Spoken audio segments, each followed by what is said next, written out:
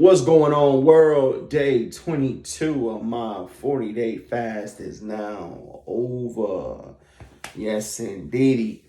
And man, yesterday was a journey.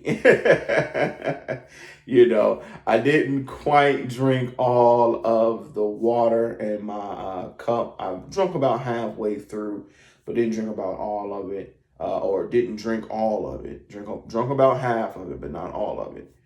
But I did drink my protein 2.0 during lunch. And yeah, I'm starting to think it's going to have to be two protein 2.0s at lunch, and then have the third one to replenish me post work, because the way that things went was my back started to get tired and get a little achy, close about 4 hours in.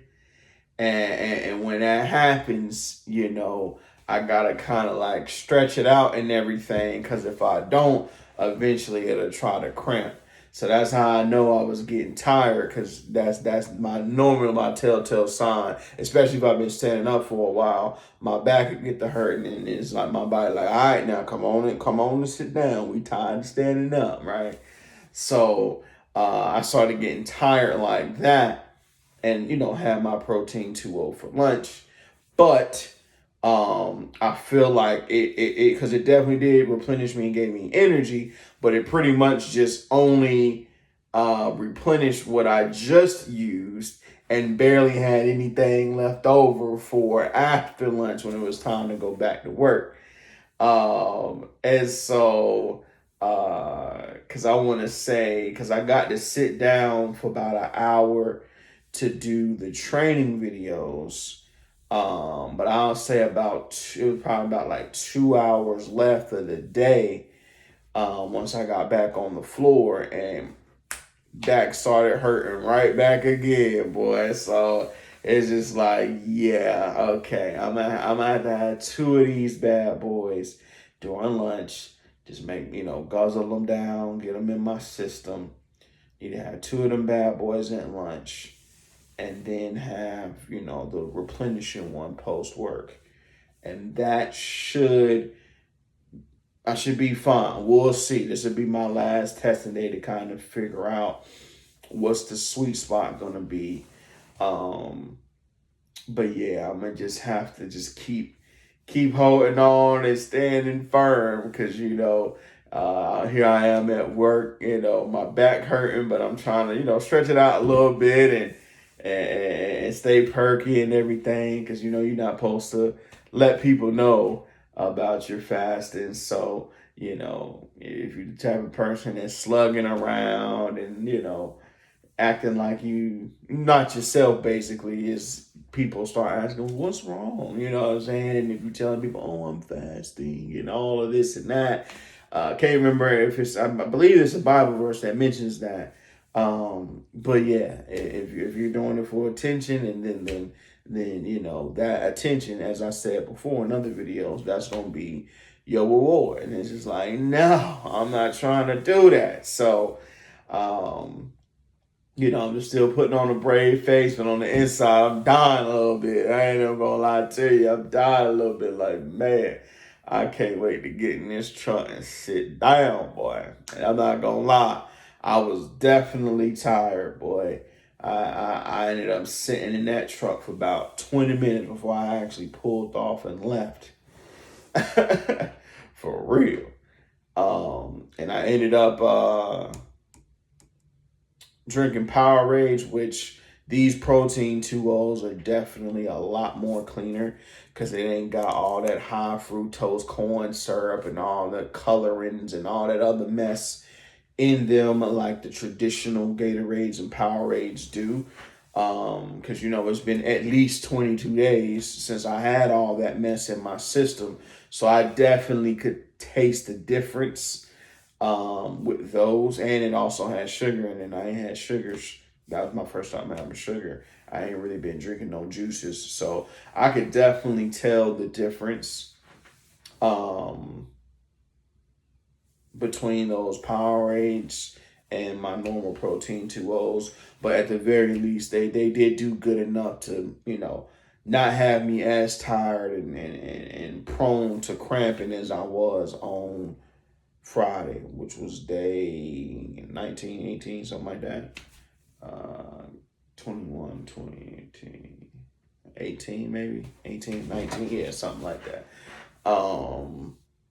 But yeah, so that helped. But I think this regimen that I'm gonna do today should be the winner. But all in all, it's gonna be a challenge getting through. So I'm just gonna ask the Lord, and I'm praying, God continue to give me the strength to go through it gracefully and standing upright. Cause man, yeah, it's gonna be, it's definitely gonna be hard. Cause my stomach was even growling yesterday, and I think that's about only the second or third time, if not the first time throughout this whole fast, it actually growled. Cause the other day, when I got super hungry, that was just the hunger pains, hit me with the little, how when you get hungry, you get that little sensation in your throat.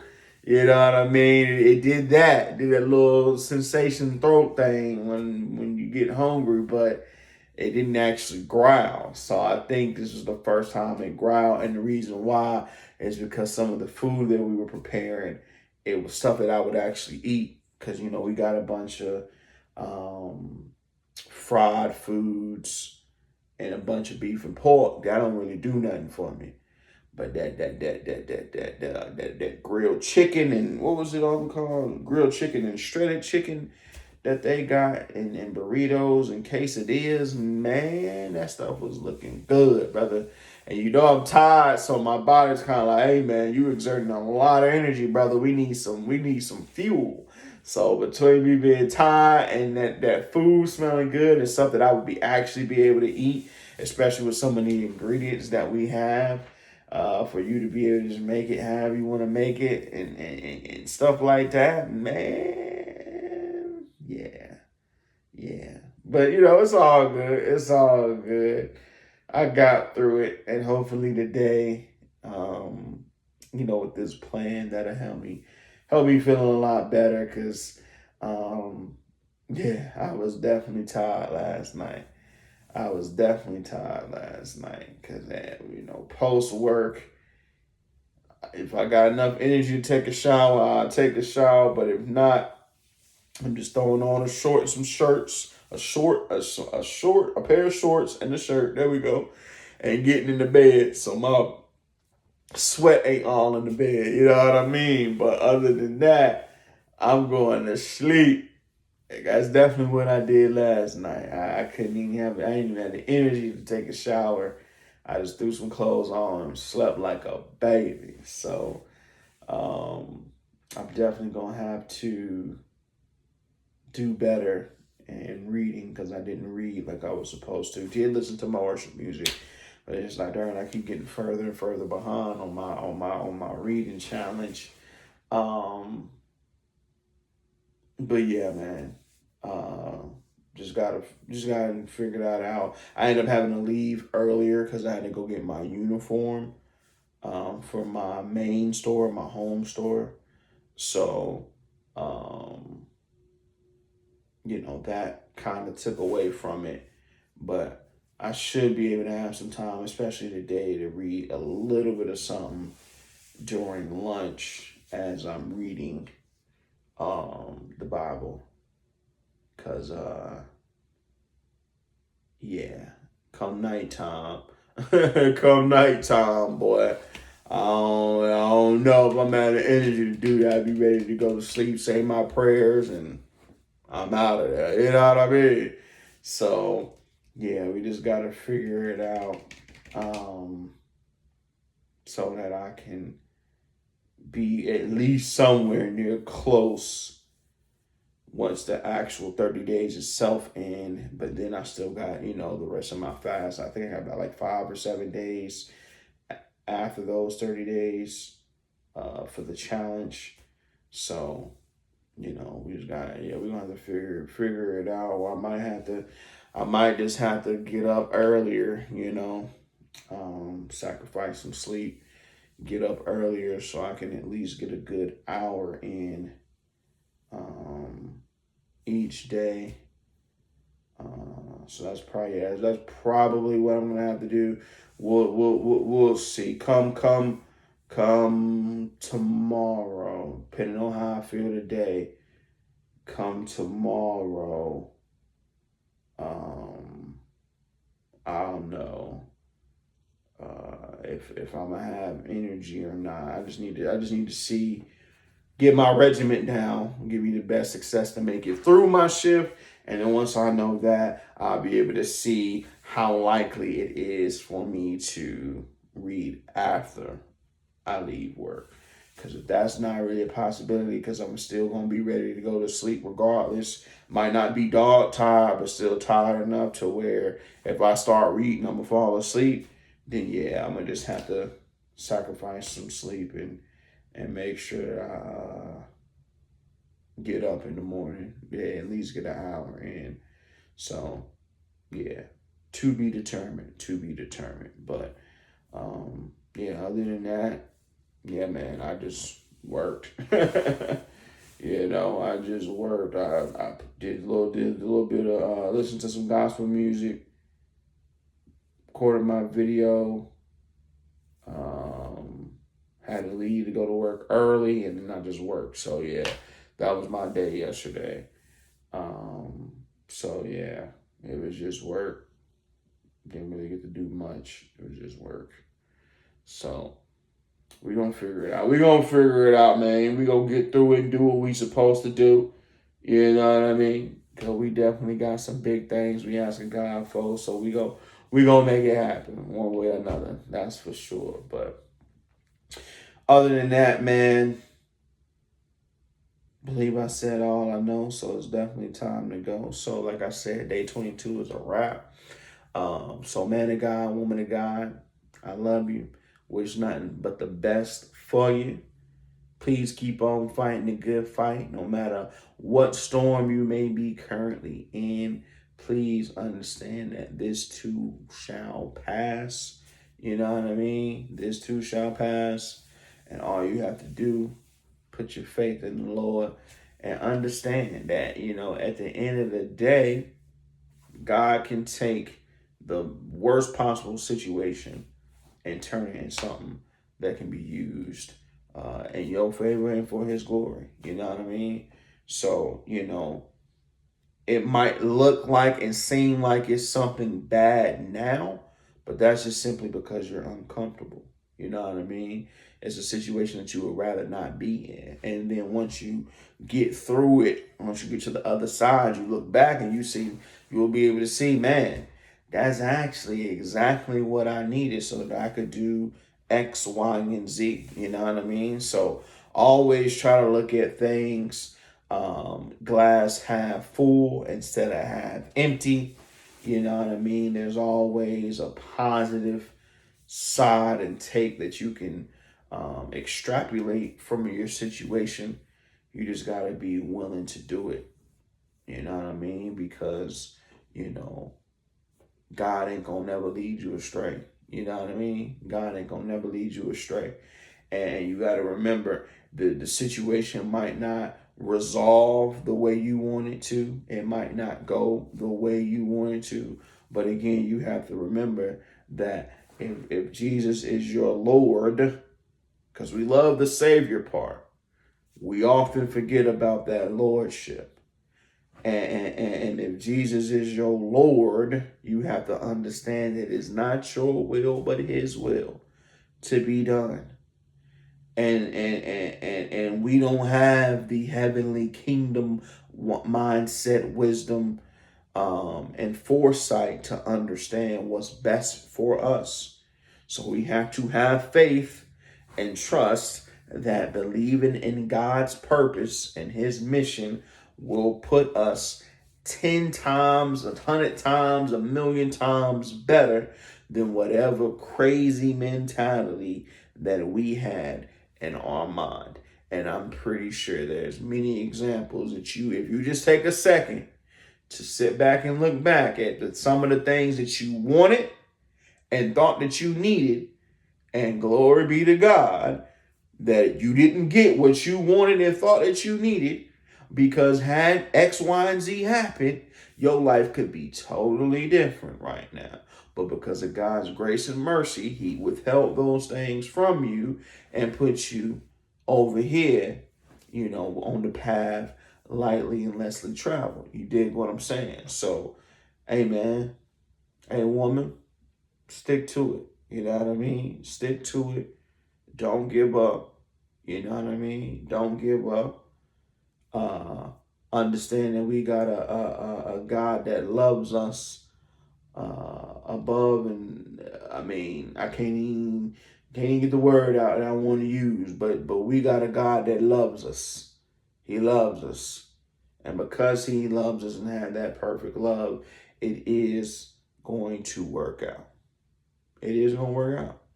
And whatever the result is, that is how it is supposed to happen. You see what I'm saying? Given the set of circumstances, because we do have free will.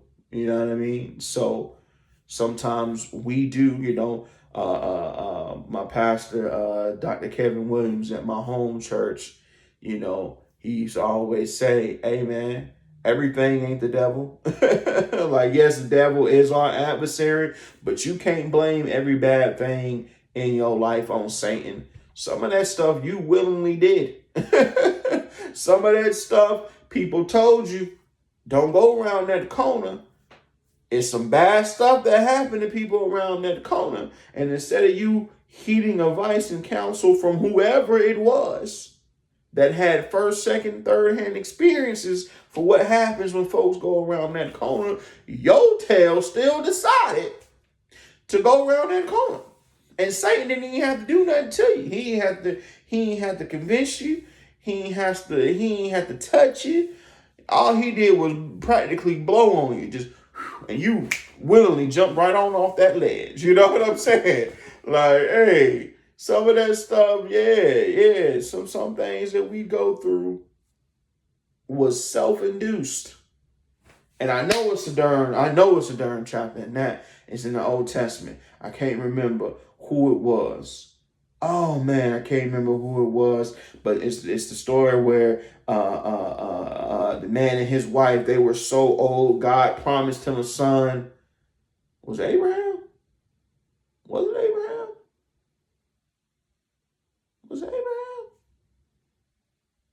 Can't remember, but a situation where the husband and the wife, God promised them a son.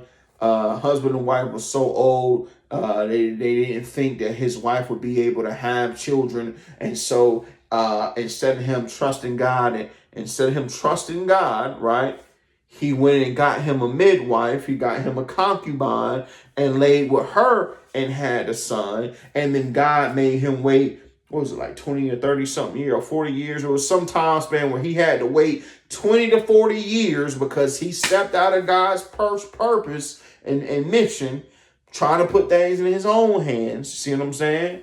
And he delayed his blessing. He still got it, but it was delayed. I can't quite remember that time span, but he delayed his blessing by trying to put things in his own power and in his own hands, and laid down with another woman besides his wife, and had to wait till his son got old, and then his wife blessed him with his son.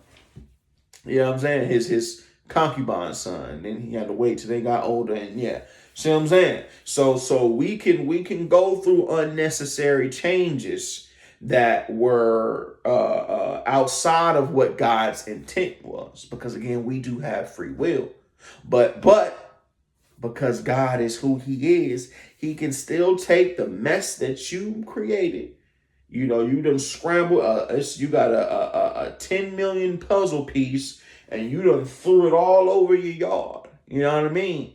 But because of God's heavenly and kingdom mentality and foresight, he know where all those pieces are, and he can still put them pieces back together for his glory. You see what I'm saying? So, yeah, I say all that to say, keep hope alive, man. But hey, I'm gonna get on up out of here.